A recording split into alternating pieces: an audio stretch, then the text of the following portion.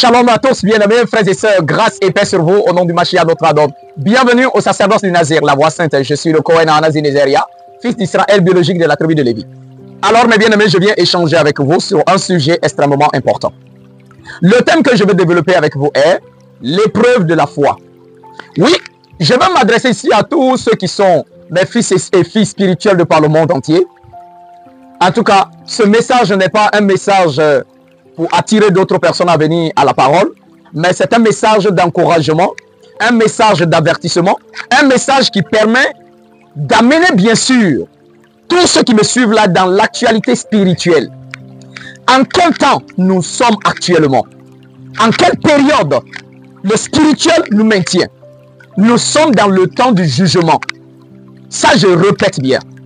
C'est dans le temps du jugement que le Seigneur manifeste l'épreuve de la foi de tous les croyants. Nous ne sommes pas dans le temps de la grâce. J'ai dit que le temps de la grâce est terminé. Une fois que le troisième témoin de l'Éternel a apparu sur terre avec l'évangile du jugement, la grâce a pris fin. Ok? La Torah a été donnée par Moshe. La grâce est venue par le Christ. Et le jugement est apporté par le troisième témoin. Alors, il est écrit dans le livre d'Apocalypse, ce premier passage que nous allons lire ensemble. Apocalypse, le chapitre 14. Et nous lisons à partir du verset 6. Voilà ce qui est écrit. Et voici, je vis un autre ange qui volait au milieu du ciel, ayant un évangile éternel à annoncer aux habitants de la terre, à toute nation, à toute tribu, à toute langue et à tout peuple. Il disait d'une voix forte, craignez Dieu et donnez-lui gloire, car l'heure de son jugement est venue. Et adorez celui qui a fait le ciel, la terre, la mer et les sources d'eau. Alors ici, on nous présente et on nous montre bien sûr en quelle période nous nous retrouvons. Le temps du jugement. La parole dit le temps du jugement de l'Éternel est arrivé. Donc nous ne sommes pas à l'époque de la grâce, où tout, on va dire tout est grâce. Nous sommes dans un moment de jugement, où le ciel exerce un jugement sur la terre, où le Seigneur vient faire un tri parmi l'humanité afin de sauver et de garder uniquement ceux qui ont la foi sincère en l'Éternel. On se comprend, mes bien-aimés. Il y a plusieurs prophéties qui ont été données de la part de l'Éternel par ses saints prophètes qui démontrent qu'à la fin des temps, le Seigneur vient exercer son jugement. Et son jugement est en même temps l'épreuve de la foi. Alors, vous, mes fils et filles qui m'écoutez, soyez dans l'actualité spirituelle. On se comprend. Alors, nous allons aller dans l'épée justicière afin de découvrir et de voir tous les passages qui ont été donnés et qui nous parlent du jugement de l'Éternel. Ce n'est pas le moment où tu vas chercher la faveur pour être millionnaire. Ce n'est pas le moment où on cherche à s'enrichir. Ce n'est pas le moment de chercher. La seule faveur de l'Éternel qu'on peut chercher actuellement est d'être trouvé digne devant lui. Sauver son âme. Nous sommes à un temps de jugement. Je ne crois pas qu'on va amener quelqu'un au tribunal afin de le juger, où il risque une condamnation à perpétuité. Et étant au tribunal, c'est lui qui veut qu'on puisse lui donner 10 000. C'est lui qui veut qu'on puisse lui donner 20 000. C'est lui qui veut qu'on puisse lui donner, je ne sais quoi, un plat de riz ou je ne sais pas quoi. Tu es au tribunal. Nous sommes à l'aide du tribunal. Donc tout ce que nous pouvons obtenir du Seigneur, le ciel n'est même plus obligé à nous donner quoi que ce soit. On se comprend, mes bien-aimés. Donc, il faut seulement être prêt et à se trouver digne. Voilà pourquoi nous sommes tous éprouvés par la foi, moi y compris. On se comprend. Alors, dans l'épée justicière, le chapitre 970, à partir du verset 56, c'est le Seigneur qui parle au prêtre Esdras, Ezra en hébreu. Le grand prêtre Esdras, bon, dommage que les chrétiens vont supprimer son livre et ils vont conserver que seulement 10 chapitres du livre d'Esdras. Alors que Esdras a eu des révélations extraordinaires comme l'Apocalypse. On se comprend? Alors l'Éternel communique avec le grand prêtre Esdras et lui à son tour pose une question. D'abord, premièrement, il dit, je reprie, Seigneur, accorde-moi cette faveur. Si j'ai trouvé grâce devant tes yeux, dis à ton serviteur par qui tu visiteras ta création. Donc ici, le grand prêtre Esdras sait que l'Éternel avait promis de descendre sur terre et de juger les habitants de la terre. Mais le grand prêtre Esdras sait que l'Éternel est esprit. Et en tant qu'esprit, il ne pourra pas rester esprit en manifestant son jugement sur terre. C'est impossible. Donc le grand prêtre sait que l'Éternel va obligatoirement utiliser un corps afin de pouvoir exercer le jugement. Donc il pose la question, il dit, Seigneur, si j'ai trouvé grâce à tes yeux, dis-moi, par qui toi tu vas visiter ta création? Maintenant, quand il fait cette prière, il demande à l'Éternel de lui montrer par qui le Seigneur va visiter la terre. Nous continuons. Le chapitre suivant qui est le chapitre 971 à partir du verset 17. Pendant qu'il est là, il dit, quand j'ai entendu, je me levais et je me dressais sur mes pieds. Et voici qu'une voix se fit entendre, dont le son était pareil au fracas des eaux puissantes. Le grand prêtre Esdras, quand il est en train de faire la prière ainsi, tout d'un coup, il entend un bruit. Une voix fracassante, bien sûr, très puissante. Et la voix lui disait, la voix de l'Éternel lui disait, voici qu'approchent les jours où je descendrai pour rendre visite aux habitants de la terre, où je rechercherai l'iniquité de ceux qui ont commis l'injustice. Lorsque l'humiliation de Sion sera accomplie, lorsque le monde à venir sera marqué du sceau, alors je montrerai ces signes. Les livres seront ouverts devant la face du firmament, et tous ensemble verront mon jugement.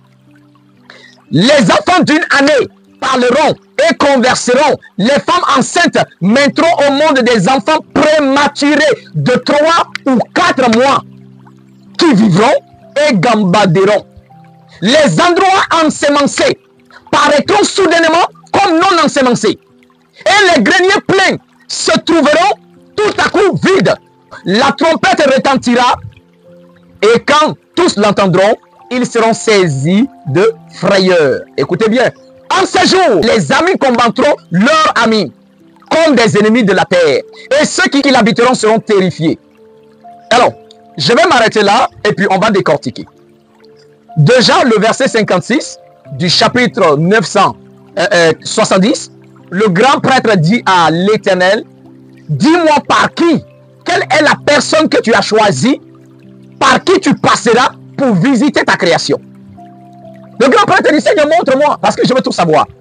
C'est là il entend la voix du Seigneur, et le Seigneur lui dit, voici qu'approchent les jours où moi je descendrai pour rendre visite aux habitants de la terre. Mais quand l'Éternel descend pour rendre visite aux habitants de la terre, ça pouvait venir faire quoi? Est-ce que ça pouvait venir accorder la grâce aux hommes? Est-ce que ça pouvait venir, les bénir afin que leur business prospère? Est-ce que ça pouvait venir les accorder la prospérité, la grâce? Non.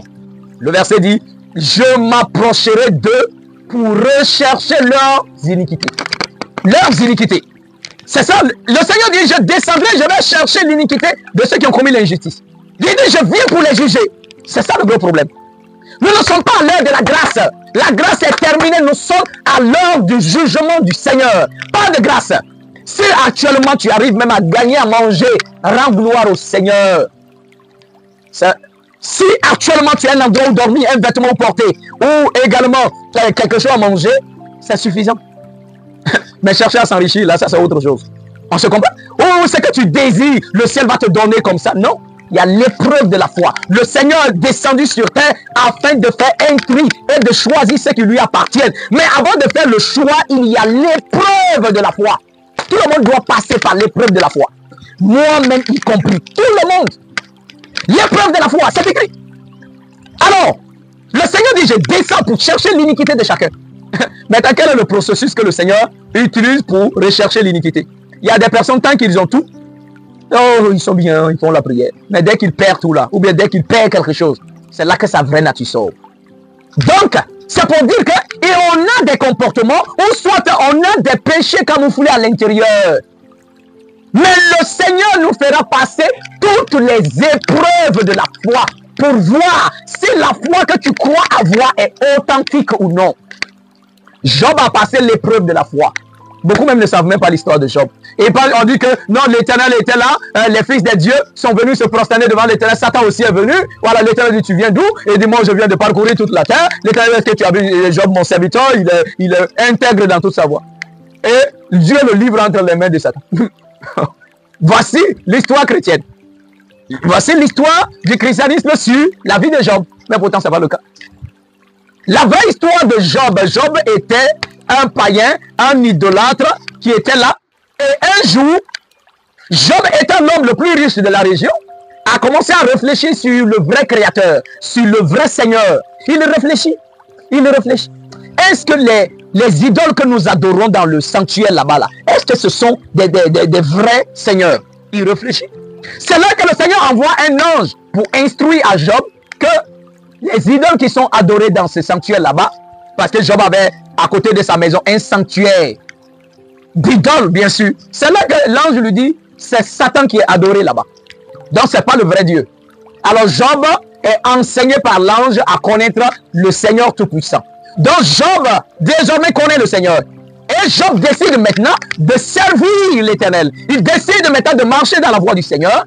Et Job a décidé d'aller détruire le temple de Satan qui était à côté.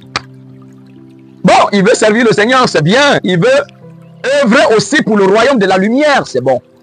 C'est là le Seigneur dit à l'ange, va dire à Job, s'il veut détruire le temple de Satan, Satan aussi l'attaquera. Donc ça sera une guerre déclarée, Satan aussi lui donnera des coups. Et c'est comme ça, Job dit, je suis prêt. Vous pensez que Job ne savait pas ce qui arrivait? Il savait exactement. Job dit, je suis prêt. Alors, Job prend 50 de ses serviteurs la même nuit. Ils vont casser le temple des idoles, casser les idoles, le temple, tout. Et il revient à la maison. C'est là que Satan se transforme en un vieillard, un mendiant. Il vient ce Job. Il demande du pain à manger. Job sait que c'est Satan qui est venu. Il prend un pain brûlé, il donne à la servante, va lui donner. Bon, la servante se croyant plus juste que son maître, elle voit que le pain est trop brûlé. Donc, elle change de pain. Elle prend autre pain pour aller donner. Quand elle arrive, Satan étant dans le corps du vieillard dit, servante indigne, ton maître t'a donné un pain brûlé. Envoie-moi ça, ouais. Et c'est comme ça la servante dans la honte est allée, elle a pris le pain brûlé pour envoyer. Venez donner au vieux. C'est là que Satan dit à Job, de la même manière que tu m'as donné un pain brûlé, moi je rendrai ton corps exactement comme ce pain-là. Job dit, faire ce que tu veux qu'il en soit ainsi. Et puis Satan est parti. Et c'est en ce moment que quand les fils de Dieu venaient se prosterner devant l'Éternel, alors Satan apparaît. Et l'Éternel dit, tu viens d'où, comme vous le savez maintenant là. Satan dit à l'Éternel, Job n'a pas le droit de détruire mon temple. Il n'a pas la vraie foi. Donc il n'a pas le droit. Le Seigneur dit, il a le droit. Il a la vraie foi. Satan dit, non, moi je ne crois pas. Parce que ceux-là qui ont la vraie foi en toi, c'est ceux-là qui peuvent détruire mes œuvres. Mais lui, il n'a pas le droit. Parce que sa foi en toi est basée sur le matériel que tu lui as donné. C'est parce que tu lui as donné beaucoup d'argent, beaucoup de biens, voilà pourquoi il te respecte et il t'honore. Si tu lui arraches ça, il va te maudire en face. Donc il n'a pas la vraie foi. Sa foi est conditionnée par ce que tu lui donnes. L'Éternel dit, Job a la foi. Satan dit, non, non, non, moi je ne crois pas. Alors, l'Éternel s'est senti dans l'obligation. Bon, est-ce que je vais employer le mot l'obligation? Mais l'Éternel a voulu honir en réalité Satan pour lui montrer la vraie foi de Job. L'Éternel est d'accord. Si tu penses que Job a la foi parce qu'il me craint, il me craint parce que je lui ai tout donné, prends tout ce qu'il a. Alors, vous connaissez l'histoire dès qu'il en va. Le même jour, on vient annoncer à Job que tous ses enfants sont morts, les 10. On vient lui annoncer que ses moutons ont été enlevés. On vient lui annoncer qu'il a tout perdu. Bon, Job dit, l'Éternel a donné, l'Éternel a repris, que le nom de l'Éternel soit béni. On se comprend? Et Job est resté là, gardant sa foi en l'Éternel. Parce que Job sait que ma foi en l'Éternel ne dépend pas de ce qu'il me donne ou de ce qu'il ne me donne pas. Or, la plupart des personnes qui se disent qu'ils ont la foi là. Dis-moi, la foi que toi tu as là, ça dépend de quoi? Tu continues à prier là, c'est pourquoi? Parce que tu attends quelque chose. Si ça ne vient pas, tu risques d'aller ailleurs. N'est-ce pas? Comme beaucoup de personnes me contactent là pour leurs problèmes. C'est-à-dire les gens ils se promènent, ils sont là à la recherche des solutions pour les problèmes qu'ils ont. Mais ils n'ont plus rien à foutre avec l'Éternel. C'est ça le gros problème. Et toi, tu vas dire que toi, tu es un croyant. Toi, tu n'es pas un croyant, tu es un mendiant spirituel. Tu es un mendiant, il est à la recherche des solutions. C'est-à-dire, pas même s'il va quelque part où c'est mal, mais s'il a la solution à son problème là-bas, voilà, il reste là. La parole dit que c'est la bénédiction de l'Éternel qui enrichit et ne la fait suivre d'aucun chagrin. Voilà pourquoi nous disons toujours le bon moment du Seigneur. Quand il agit propre. Alors, mes bien-aimés, Job réussit à l'épreuve. Il démontre sa foi en l'Éternel. Satan revient encore et dit à l'Éternel, qu'est-ce qu'un homme ne donnera-t-il pas afin de sauver son âme? Job te craint toujours. C'est parce qu'il est en bonne santé. Il est en bonne santé. Fais en sorte qu'il soit malade seulement, tu verras, il va te maudire en face. Il n'a pas le droit de détruire mon temple.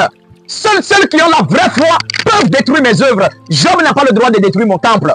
Il est en infraction. Vous comprenez? Alors, l'Éternel dit, ok, envoie-lui une maladie. Mais seulement ne touche pas à son âme, ne touche pas à sa vie. Satan s'en va. Tout est que voilà, Job entre dans la maladie. Job est malade. Un, il a tout perdu. Deux, il est malade. Par fini, Job a quitté la ville. Il est allé s'asseoir au sommet quelque part là-bas d'une montagne. En haut, en dehors de la ville. C'est là-bas il est assis. Et vous savez que Job avait ulcère sur son corps, à tel point il prenait, c'est-à-dire quand les femmes finissent de préparer le riz au bois là, le reste de morceaux de bois que le feu a brûlé là, ça il prenait. Il se gratte.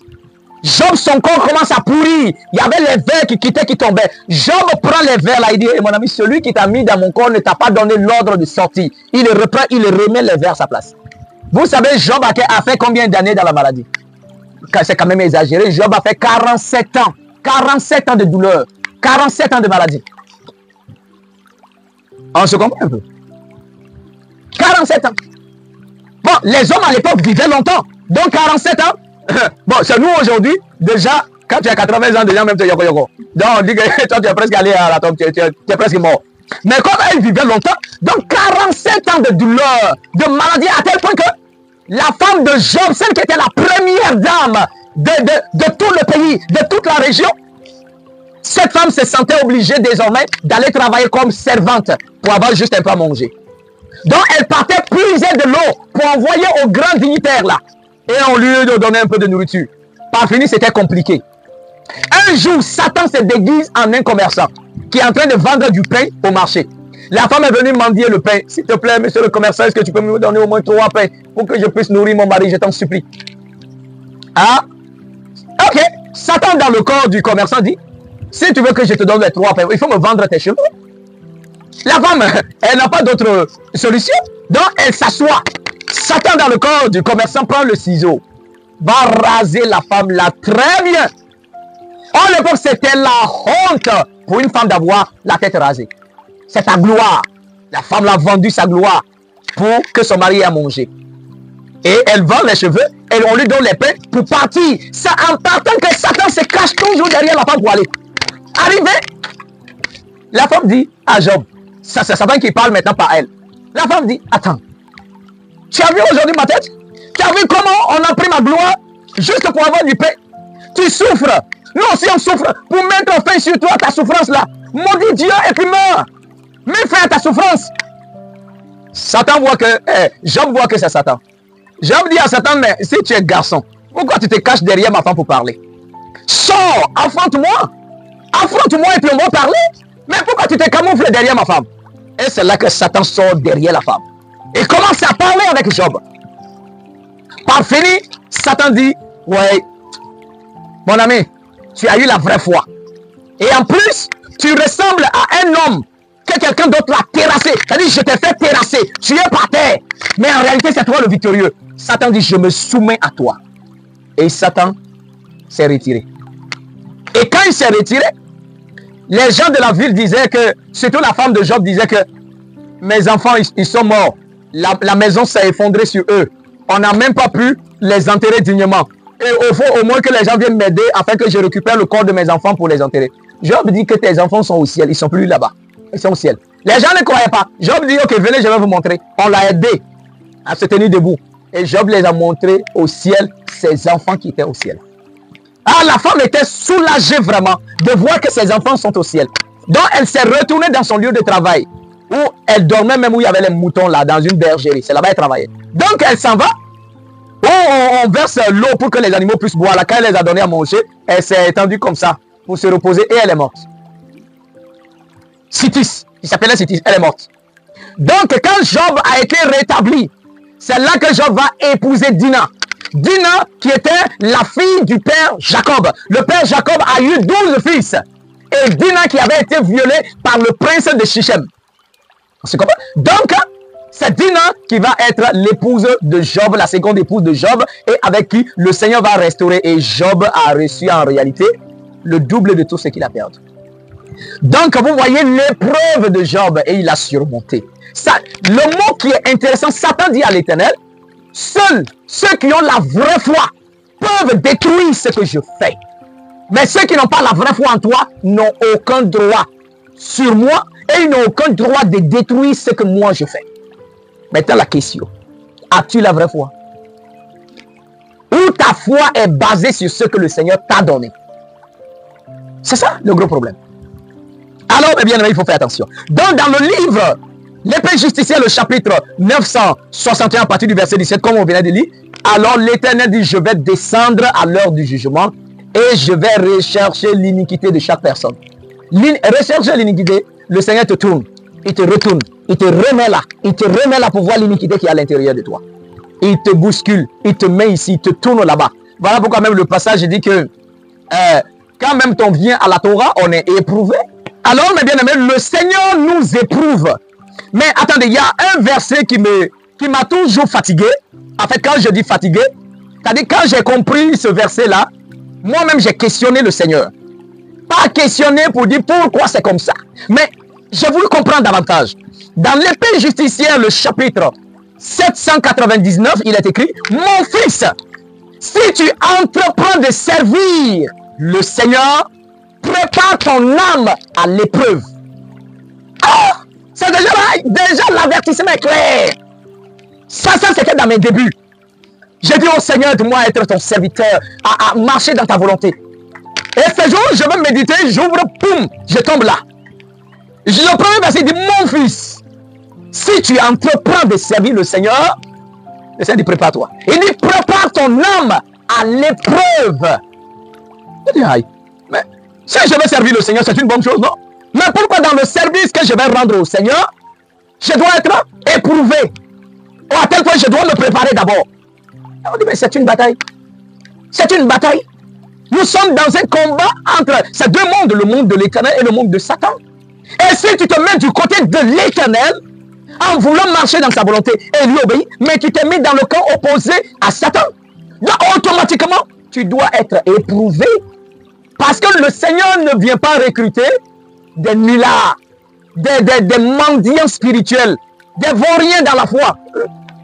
Le Seigneur cherche les vraies personnes qui ont la foi authentique en lui. Le Seigneur cherche des soldats, il ne cherche pas des béné-oui-oui.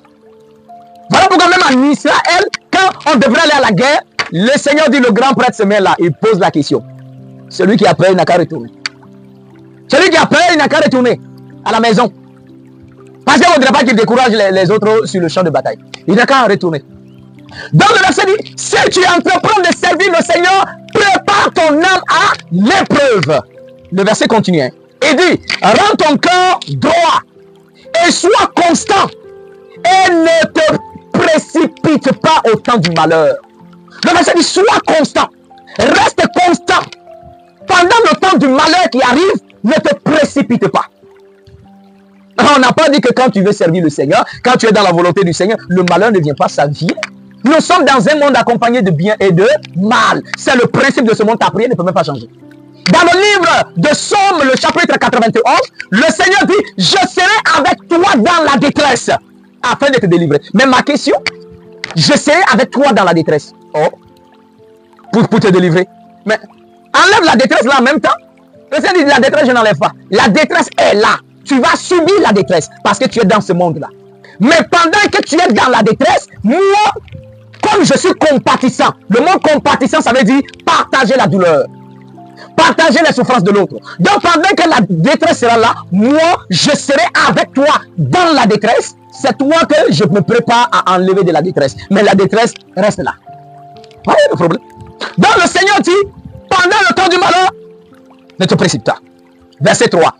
Attache-toi au Seigneur et ne t'en sépare pas, afin que tu grandisses à ta fin. Verset 4.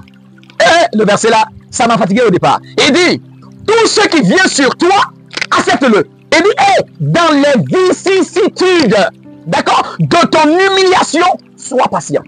Il dit, mais attends, c'est quoi ça? Le verset dit, tout ce qui va arriver sur toi, accepte-le. Et dans les vicissitudes de ton humiliation, sois patient. C'est quoi vicissitude? Ça veut dire plusieurs facettes. Le Seigneur dit, l'humiliation arrive. Même, c'est pas seulement que c'est une humiliation, mais c'est plusieurs, ça vient avec plusieurs visages. Tu es humilié comme ça, tu es humilié comme ça, tu es humilié comme ça. Mais le Seigneur dit, dans les multiples facettes de ton humiliation, sois patient. Maintenant, le verset 5 dit, car l'or s'éprouve dans le feu. Quand on met l'or dans le feu, c'est pourquoi? C'est pour que ça brille plus. Parce que le feu ne détruit pas l'or. Tout comme les épreuves ne détruisent pas la foi. Si les épreuves bousillent ta foi, c'est que tu n'as pas eu la vraie foi. Or, ce que le Seigneur recherche, c'est la vraie foi. Le Seigneur peut tout nous donner. Mais en retour, ce qu'on peut lui donner, c'est la vraie foi. Et de la même manière que quand tu t'en vas acheter quelque chose, tu vérifies si c'est la bonne marque. Tu vérifies si la matière est bien. Le Seigneur aussi, en sélectionnant ceux qui vont hériter son paradis, il cherche ceux qui ont la vraie foi. Mais si, quand tu envoies de l'argent quelque part, tu vas acheter, on va vérifier si le billet que tu as donné est un faux billet ou pas. On a même créé des machines pour ça, où on met pour vérifier si c'est un faux billet. Alors, pour que l'or brille, on met dans le feu pour que sa clarté soit encore meilleure. Donc, pour que tu entres au ciel, le Seigneur doit vérifier, scanner ta foi pour savoir si ta foi là est authentique. Donc, le verset dit, de la même manière que l'or est éprouvé dans le feu, il dit, les hommes agréables à Dieu sont éprouvés dans le creuset de l'humiliation. Oh! Le verset dit, l'or est éprouvé dans le feu. Mais les hommes qui sont agréables à Dieu, il n'a pas dit les pécheurs, il n'a pas dit les serviteurs de Satan. Il dit ceux qui sont agréables déjà à Dieu, ce sont les justes. Le Seigneur les aime, ils aiment le Seigneur. Le Seigneur est vraiment, il prend plaisir à eux, ils sont agréables, ils ont de la valeur aux yeux de Dieu. Mais le verset dit, le Seigneur doit les faire passer par le creuset de l'humiliation. C'est ça qui doit les éprouver. Ah, voilà la réalité. Mais le jour que j'ai lu ce verset, je dis, mais Seigneur, attends. Si on me dit que c'est les pécheurs, là on peut comprendre. Là, on va dire qu'ils méritent bien ce qui les arrive. Hein? C'est là que le roi David dit, quand tu vois le pécheur qui est en train de prospérer là, ne l'envie pas. La fin là, c'est la destruction. Ne l'envie pas. Tout ce qu'il peut gagner, il a construit une villa, il va mal finir. Tout ce qu'il a amassé dans le péché là, ça va mal finir. Ça sera toujours accompagné de chagrin et de problèmes quotidiennement. Et il ne faut pas l'envier. Mais le verset dit ceux qui sont agréables à Dieu. J'ai dit, mais attends, mais tu vas nous amener en fuir? Là au moins, si on dit, bon, si on va faire ce qu'on a fait, bon, là au moins, on évite, on va éviter, bon, les humiliations, on va éviter les problèmes. Là encore, c'est encore plus grave pour toi. On dit les hommes agréables à Dieu. J'ai dit, mais pourquoi tu n'as pas mis les pécheurs?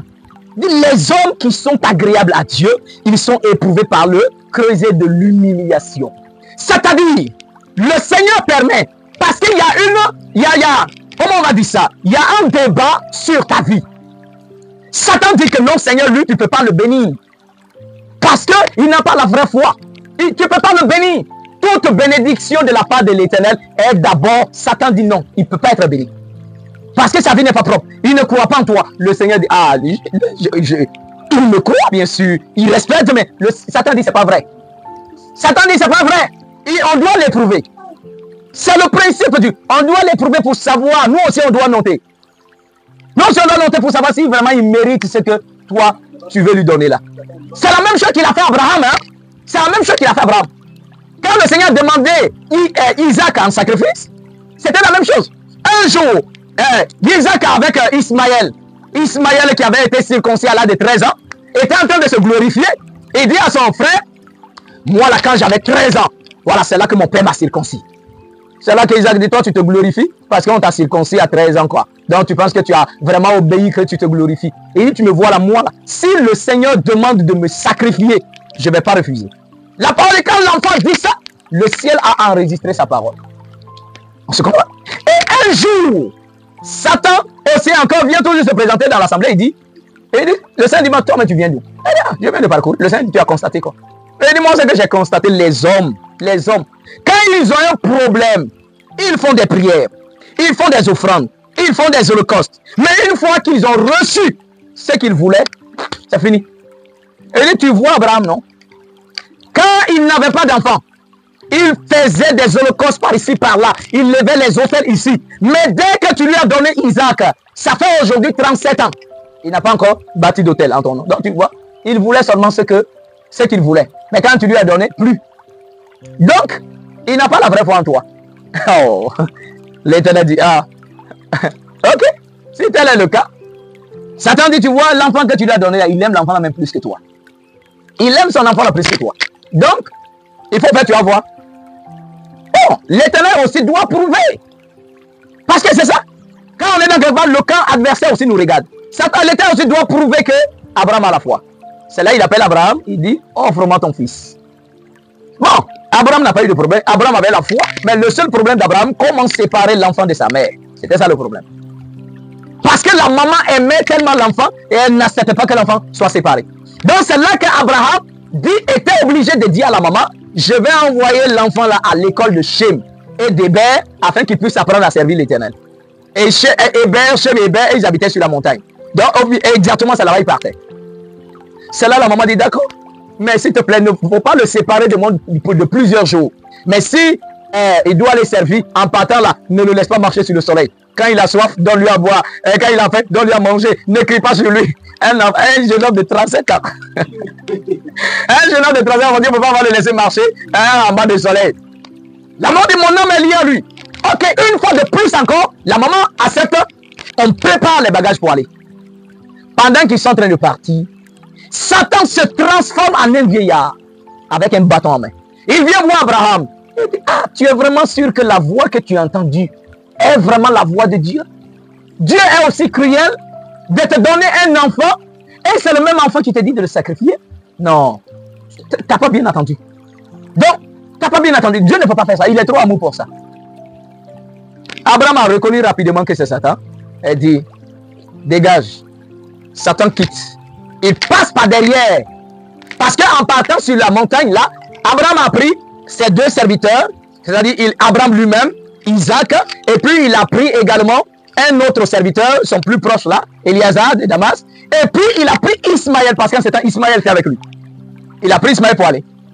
Donc en partant, Satan s'est transformé pour venir parler à Yitzhak. Il dit, ton père là, il n'a même pas de pitié. C'est toi, il va sacrifier comme ça. Et tu vois, de toute façon, tu es beau comme ça. Tu es robuste comme ça. Il faut le pousser. Il a un vieux, pousse-le puis fuit.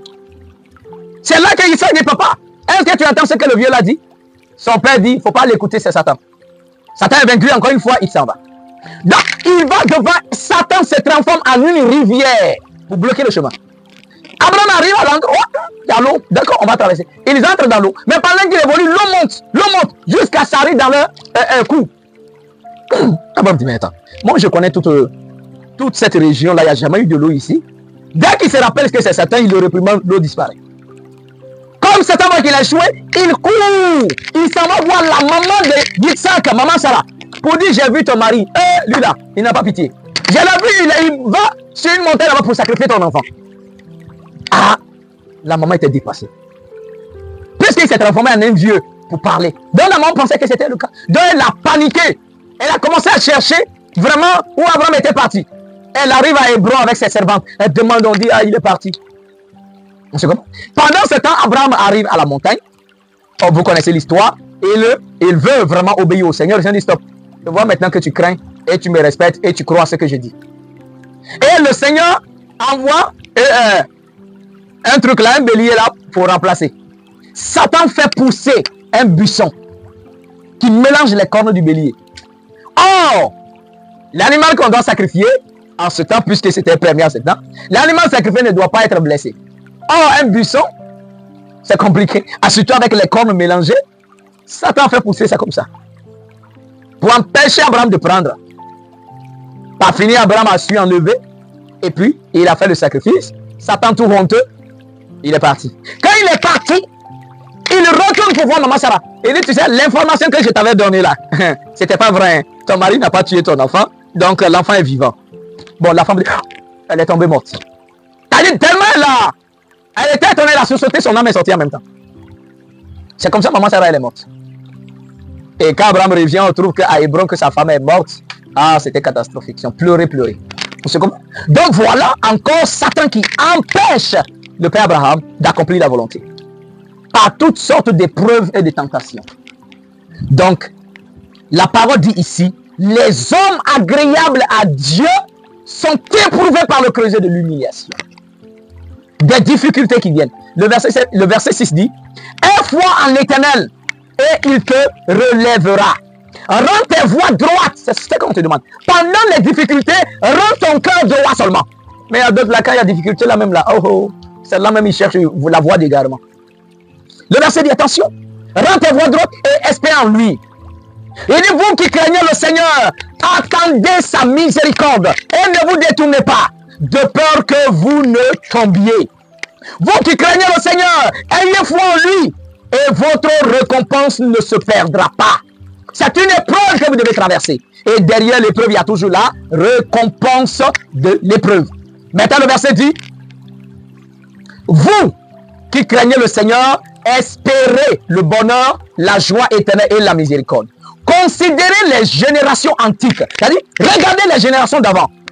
Et le verset dit, et voyez, qui jamais a espéré au Seigneur et a été confondu. Qui? Dans les générations passées, qui a mis sa foi dans le Seigneur, quelles que soient les épreuves, et il est sorti zéro. Ça n'existe pas. Joseph a traversé les épreuves. Il a été vendu à 3 reprises. Il a été jeté en prison. La prison des ministres dans un pays même qu'il ne connaît pas. Mais le Seigneur l'a fait sortir. La nuit, Joseph allait dormir en tant que prisonnier. Le matin, il s'est réveillé prisonnier. Mais avant d'aller se coucher, il était déjà premier ministre et un homme marié, un homme riche. Soudainement de l'état d'esclave à premier ministre d'un pays. Alors, vous voulez ces genres de spectacles. Vous voulez ce type de miracles. Oh, vous voulez ce type de gloire. Mais est-ce que vous pouvez payer le prix? C'est ça. On vous a blagué, on vous raconte l'histoire des gens, d'accord? Vous avez vu dans les écrits, oh, voici, David était riche. Voilà, ainsi de suite. L'histoire de Joseph, l'histoire de Daniel. Oui, mais est-ce que tu as payé le prix? Tu connais l'histoire de Daniel? Dans la fosse de lions? Les lions ne l'ont pas mangé? Est-ce que tu connais? Dans un pays étranger où le roi est sans pitié, un roi païen entouré de sorciers. Et Daniel a osé, lui et ses amis, surtout ses 3 amis ont osé ne pas se prosterner devant l'idole du roi. Tu aimes ça? Oh, le Seigneur a délivré les amis de Daniel de la fournaise ardente là. Oui, avant que l'ange du feu descende là, pour les libérer là, à tel point que même leur caleçon ne sentait pas la fumée. Ce miracle est beau, mais tu peux payer le prix. Tu peux payer le prix de ça? C'est ça la réalité. Tu veux être aussi élevé comme Joseph, mais tu peux payer le prix. Tu peux payer le prix. Le miracle auquel tu t'attends, tu as d'abord payé le prix. Tu n'as pas encore payé le prix. Et tu veux déjà être élevé, glorifié. Même il y a des miracles auxquels je m'attends et je n'ai pas encore payé le prix. Donc je me bats quotidiennement de payer le prix du miracle que je veux. Le monde spirituel ne donne pas gratuitement. Il faut payer le prix. Mais le monde spirituel de l'Éternel demande que tu aies une foi authentique et véritable. Il ne s'agit pas de dire, oh, j'ai la foi, j'ai la foi. Le Seigneur n'a rien à foutre avec quand tu parles, j'ai la foi. Lui, il te fait passer par le creuset pour vérifier ta foi. Point barre, c'est tout. On se comprend. Donc le verset dit, qui parmi les générations d'avant a cru à l'Éternel et a été confondu. Et dit, et qui est resté fidèle à la crainte du Seigneur et qui a été abandonné. Non. Qui l'a invoqué et n'a reçu que le mépris. Non. Mais le verset dit, car le Seigneur est compatissant et plein de miséricorde. Il remet les péchés et délivre le jour de l'affliction. Maintenant, le verset même commence à maudire les lâches. Verset 12. Il dit, malheur au cœur timide, aux mains sans force, c'est-à-dire sans vigueur, aux pécheurs qui marchent dans 2 voies. Malheur au cœur sans courage, parce qu'il n'a pas la foi en l'Éternel. Aussi ne sera-t-il pas protégé. Malheur à vous qui perdez patience. Que ferez-vous au jour de la visite du Seigneur? Ceux qui craignent le Seigneur ne sont pas indociles à sa parole. Et ceux qui l'aiment gardent fidèlement ses voies. Ah, vous avez entendu? On dit même malheur à ceux qui ne sont pas fermes dans leur foi. Malheur à ceux qui n'ont pas la force, la vigueur dans leur foi. Quand le jour où le Seigneur apparaît, le jour où le Seigneur te visite, qu'est-ce que tu diras? Ah, Seigneur, la tentation était tellement trop que... On se comprend, mes bien-aimés. Donc, Pour vous qui voulez marcher dans la volonté de l'Éternel. Alors voilà ce que la parole nous dit dans l'épée justicière, le chapitre 801. La parole nous dit, au verset 11, il dit la sagesse exalte ses enfants. C'est-à-dire la sagesse ici, c'est la Torah. Allez lire dans Deutéronome, le chapitre 4. Les Moïse dit aux enfants d'Israël, voici la Torah de l'Éternel. Et quand vous les mettez en pratique, ça sera là votre sagesse et votre intelligence. Donc la sagesse, c'est la Torah. Mais le verset dit, la sagesse exalte ses enfants. C'est-à-dire la Torah se met même en œuvre pour pouvoir élever ses enfants. C'est-à-dire tous ceux-là qui sont venus l'embrasser. Mais il y a un travail à faire d'abord. Il continue. Il prend soin de ceux qui la cherchent. La Torah, la sagesse de l'Éternel, prend soin de ceux qui la cherchent. Pendant que tu cherches à obéir à la Torah cherche à prendre soin de toi. On se comprend? Il dit, celui qui l'aime, aime la vie. Et ceux qui la cherchent avec empressement sont remplis de joie.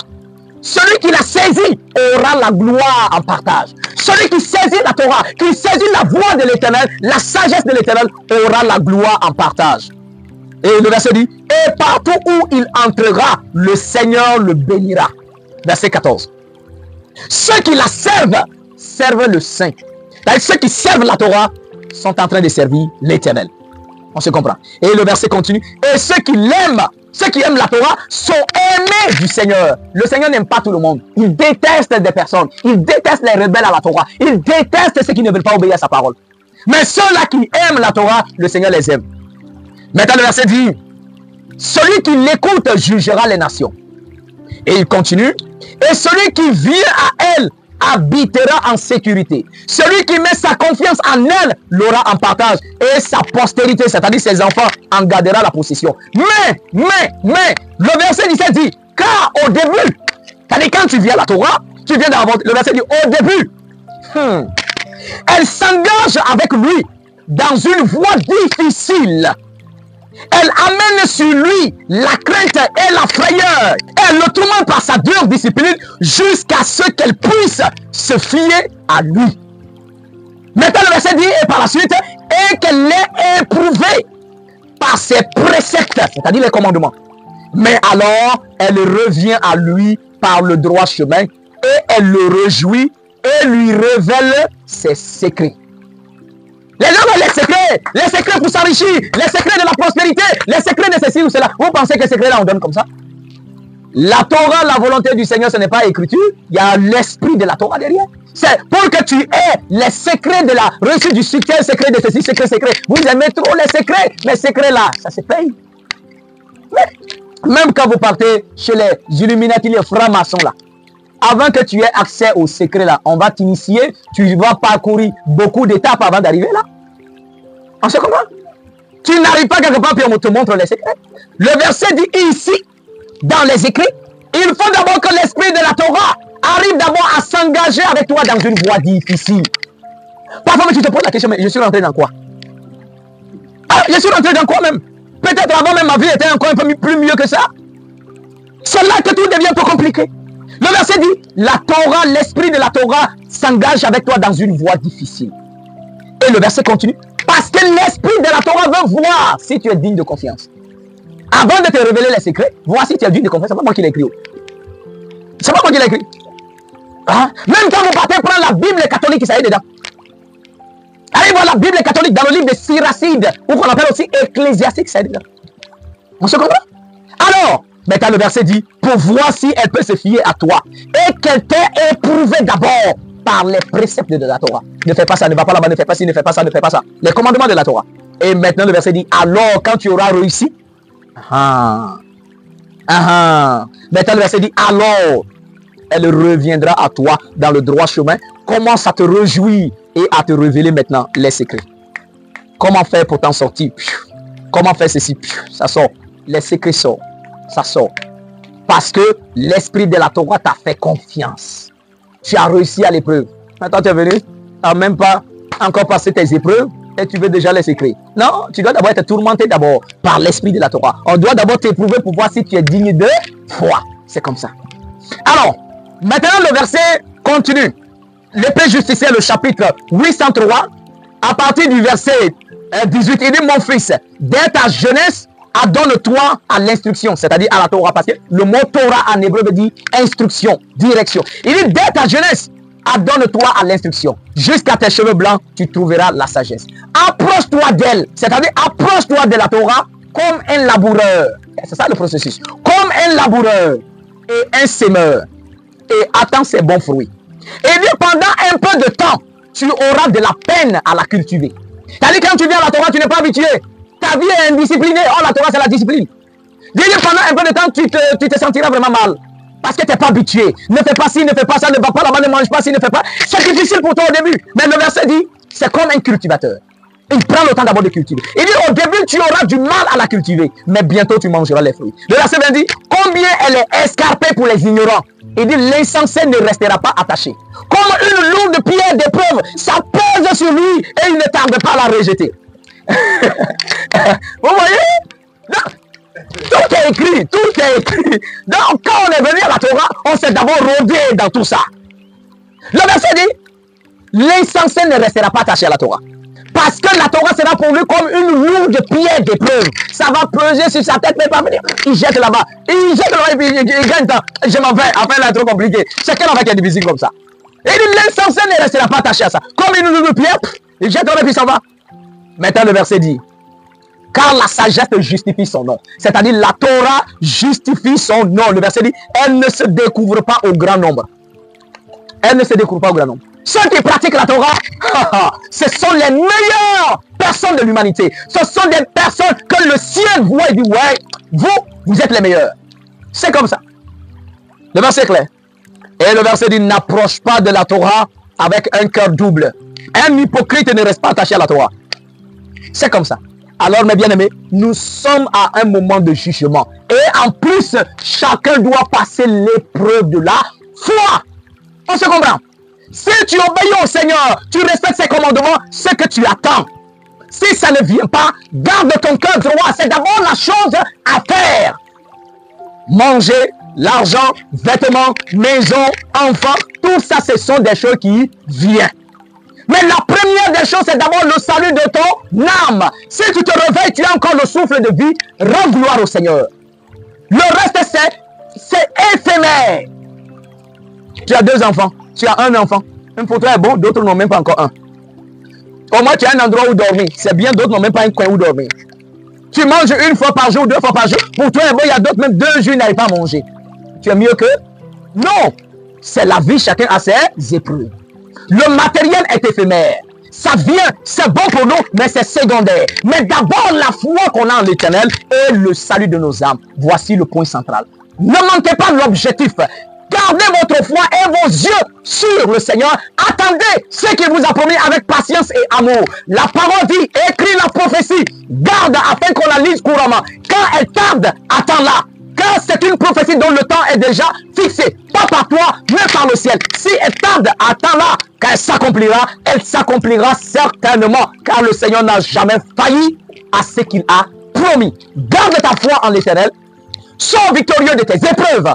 Et le Seigneur t'élèvera et tu seras tellement surpris. Tu te croiras dans un rêve. Mais une fois que tu auras réussi à tes épreuves, que le Seigneur te donne plus de force, de force, de force. Et moi, je te dis, shalom et que la paix soit sur toi.